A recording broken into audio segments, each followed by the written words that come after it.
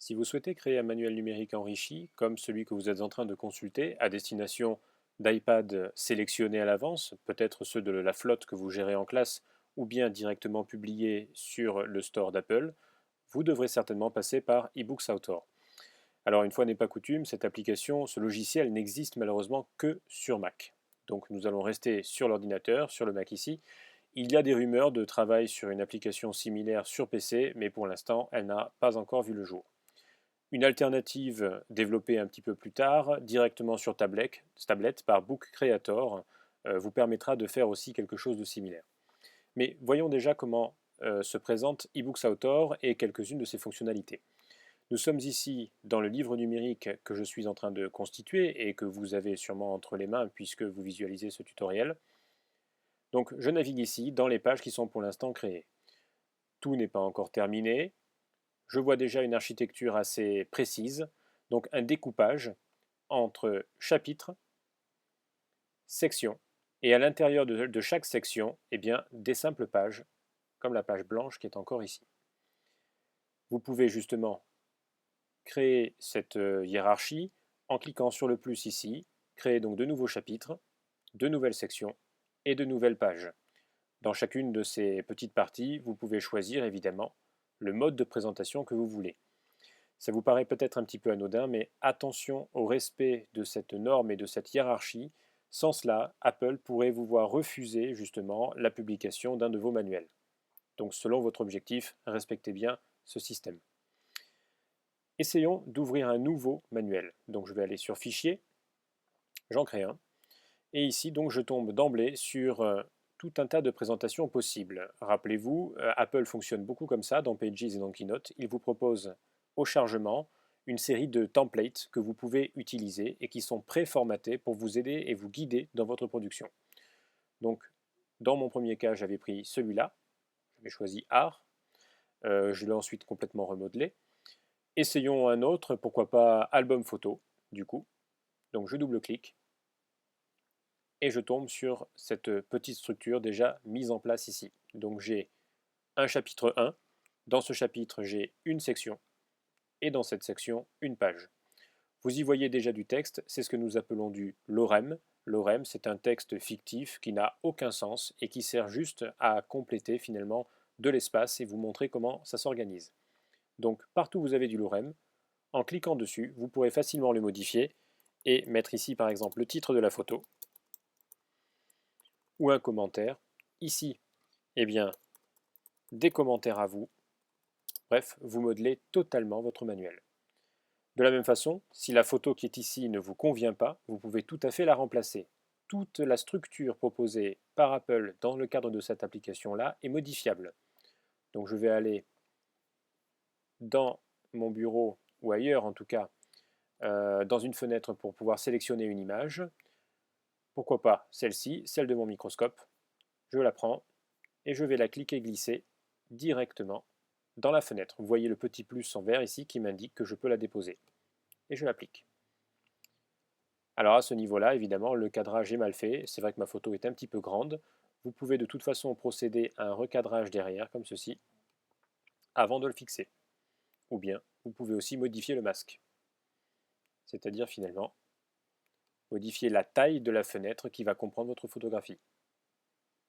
Et quand c'est fait, donc vous sortez. Même une fois créé, vous pouvez tout à fait modifier la forme de votre page en lui donnant finalement une allure de texte à double section. Donc là, quand vous allez écrire dedans, il va s'afficher en deux colonnes. Une dédicace. Bref, vous avez ici le choix encore une fois sur votre production. Donc je remets la section classique en deux colonnes. Voilà, et je retrouve mon premier texte.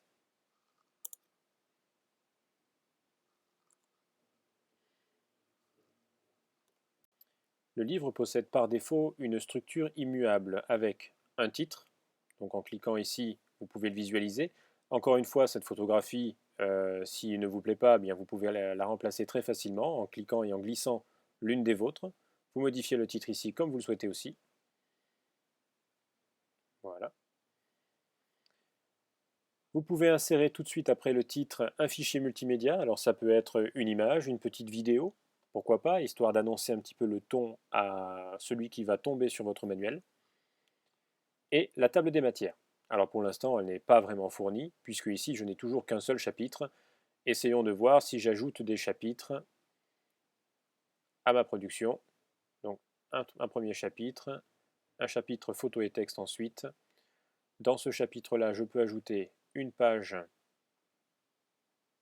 comme ceci. Je retourne dans ma table des matières. Voilà, donc là j'ai le chapitre 2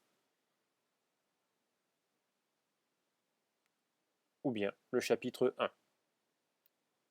Enfin, le glossaire, ici, puisque dans votre livre, vous pouvez tout à fait sélectionner des mots et ensuite en donner une définition. L'utilisateur n'aura donc qu'à cliquer dessus pour pouvoir aller voir la définition dans le glossaire. Exemple, le mot commentaire que j'ai mis ici, je le surligne, je fais un clic droit et je vais ici donc créer un terme de glossaire à partir de la sélection. Le mot commentaire apparaîtra en gras dans le livre de l'utilisateur et en cliquant dessus, comme je le fais ici, eh bien, il sera conduit automatiquement au glossaire sur le mot commentaire, dont il y aura une définition ici, créée par vous évidemment, des termes associés, puisque vous pouvez avoir tout un tas de mots définis, donc vous pouvez les cliquer glisser ici quand ils sont synonymes ou quand ils sont dans le même champ lexical, et ensuite, finalement, de quoi le retrouver directement dans le livre numérique. Revenons dans la partie création, voilà, vraiment de notre livre. Vous pouvez évidemment créer des zones de texte ici, autant que vous le souhaitez. Choisir même la police facilement, puisque vous avez ici tous les critères, le type de police, la taille, 1,18 pourquoi pas, et en gras. La couleur juste à côté, gras, italique, souligné, bref, tous les paramétrages habituels d'un éditeur de texte. Vous pouvez également utiliser des objets vectoriels, comme ceci, ou les placer où vous voulez, et jouer un petit peu avec. Si vous faites un clic droit dessus, vous allez avoir encore d'autres propriétés que vous pourrez modifier. Des tableaux, comme dans Pages. Alors là, vous avez l'inspecteur qui s'ouvre automatiquement, vous pouvez le fermer en recliquant ici, c'est le même, qui apparaît pour chacun des objets que vous pouvez sélectionner. Des graphiques, et enfin des widgets. Les widgets sont ce qui va donner vraiment tout le sens à la présentation et à votre livre numérique, puisque vous pourrez intégrer de cette façon différentes photos agencées comme une galerie, vous l'avez peut-être expérimenté dans le livre que vous testez, des données multimédia, donc images ou petites vidéos, des petits questionnaires, donc à correction automatique, histoire de s'entraîner, donc intéressant si vous créez des manuels pour les élèves. Ici, en fin de chapitre, vous pourriez créer 4 ou 5 petites questions, histoire de vérifier si chaque élève a bien compris et a suivi son petit chapitre que vous avez créé en tout cas pour lui. Des présentations Keynote si vous utilisez toujours pareil un Mac, c'est-à-dire l'équivalent d'une présentation PowerPoint. Bref, du Google Earth, du 3D, des fenêtres et même un petit peu de code. Vous pourrez trouver aussi sur Internet tout un tas d'autres plugins, certains payants, d'autres gratuits, qui vont vous permettre d'augmenter encore les fonctionnalités d'eBooks Author. Ça a été le cas notamment pour intégrer mes vidéos. Vous l'avez sans doute remarqué, et je vous le conseille en début de préface, pour lire le livre et noter toutes les vidéos, cela vous renvoie en réalité à une lecture sur ma propre chaîne YouTube. Pourquoi ai-je fait ça? C'est assez simple. Si j'avais intégré les vidéos comme ceci directement hébergées dans le livre numérique, j'aurais largement dépassé les 2 gigas autorisés par Apple pour la publication. Reste encore à voir si Apple me donnera cette validation pour publier ce manuel. Mais voyons voir un peu plus concrètement comment importer du contenu directement dans eBooks Author. Alors c'est assez simple, je peux prendre une photographie comme vous l'avez déjà vu ici, je prends donc cette fois-ci le PNG associé au microscope et je peux le cliquer déposer directement dans la structure. Là, un recalibrage simplement par les petits points autour de l'image me permet ici d'en faire exactement ce que je veux et de le placer où je veux. Je vais faire sauter la petite flèche. Si je veux insérer une vidéo, je peux soit faire un cliquer-glisser, toujours pareil, de ma vidéo vers mon e-book. Donc je peux prendre ici un autre de mes tutos et le glisser à cet endroit-là, par exemple. Donc une fenêtre de lecture apparaît et puis quelques minutes plus tard, quand l'optimisation sera terminée, la lecture sera possible. Là encore, le paramétrage autour est tout à fait personnalisable. Vous pouvez donner un titre, ou plutôt ici mettre un commentaire, et donner un titre au-dessus à votre vidéo. Vous voyez qu'elles sont automatiquement numérotées. Ici, vidéo 1.1, nous sommes dans le chapitre 1 et c'est la première vidéo. Je peux aussi aller voir dans Données multimédia et aller importer finalement des vidéos qui sont stockées ailleurs. Donc là, je suis dans l'onglet vidéos qui sont stockées dans mon application iPhoto. Je pourrais la prendre et la cliquer glisser. Même chose ici. Vous voyez le plus en vert qui s'affiche. Même chose pour les fichiers audio, si jamais j'ai fait des enregistrements. Donc pourquoi ne pas aller chercher une musique? Allez, une reprise des Stones. Et j'ai du coup ma petite icône qui apparaît aussi avec un petit haut-parleur. Donc de votre côté, si jamais je publiais le livre en l'état, vous auriez cette petite icône et en appuyant dessus, vous pourriez bénéficier donc de mon enregistrement audio, de la chanson que j'ai voulu mettre dans le livre numérique. Attention aux droits d'auteur, ici ce n'est qu'un exemple. Ce serait plus intéressant justement à destination des élèves si j'étais prof de langue, ou bien si je voulais leur faire part d'une petite lecture d'un article récent sur des découvertes scientifiques. Qui dit multimédia dit également souvent des liens vers des pages externes sur Internet. Donc imaginons que je veuille créer donc avec ce mot-là un lien. Vous pouvez tout à fait ici, en allant dans l'inspecteur, et puis finalement vous activez ici ce mot comme un lien. Vers quoi? Eh bien, à vous de décider, une page web par exemple, ou une adresse email, ou une figure, ou un autre élément du livre, donc une page web. Vous rentrez votre adresse ici, l'URL donc de la page en question, et c'est validé. Alors, chose étrange, contrairement aux liens dans la plupart donc, des pages internet ou dans les autres manuels, etc., au lieu d'apparaître en bleu, ici ça apparaît en rouge. Donc peut-être un choix des développeurs que je ne m'explique pas. J'ai essayé d'en modifier quelques-uns, je n'ai pas réussi pour l'instant. Peut-être donc n'est-ce pas possible en l'état. Imaginons qu'après toutes les modifications que vous avez créées, vous vouliez enregistrer votre travail. Eh bien attention là, il faut bien distinguer enregistrer votre travail en format eBooks Author et il faut distinguer donc de publier. Dans le premier temps, vous voulez enregistrer pour pouvoir y revenir, le remodifier et de toute façon, je vous recommande vraiment de garder ce travail pour pouvoir bien le réexploiter. Donc vous faites enregistrer. Vous allez donc par exemple dans le bureau et vous lui donnez un titre, donc tuto eBooks Author